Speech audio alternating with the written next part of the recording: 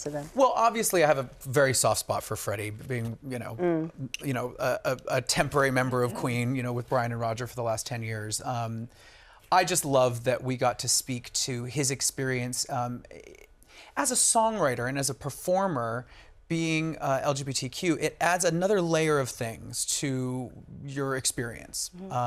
There's something that I've said often, like when you grow up different, there's a lot of shame that comes with that. Whether your parents reject you for it, or your church, or your community, there's a lot of shame. There's a lot of stuff we have to deal with emotionally and psychologically. And that's a journey for most gay people, and lesbian and bi and trans and everybody in the umbrella.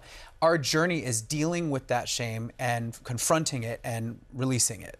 But it takes a long time. And for artists and creatives, when we write things from our souls, that informs a lot of what we're writing about and how we see love and acceptance and joy and all these emotions. It's sort of filtered through that.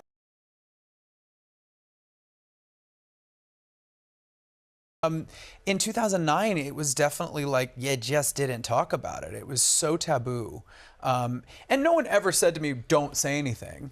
But it also there was never really like a bridge to talk about it. It had nothing to do with what I was doing. This was before identity was sort of expected to be talked about it is today. Today everyone, like, identity politics are part of everything, but back then it just, the expectation was everybody's straight.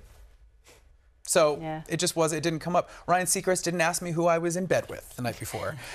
So it didn't come up. But, I was pretty flamboyant. I was pretty camp. I think most people were like, well, he's probably gay. Yeah. So as soon as the show was over and I was allowed to do interviews, because while we're on the show, they kind of kept us in a little bubble.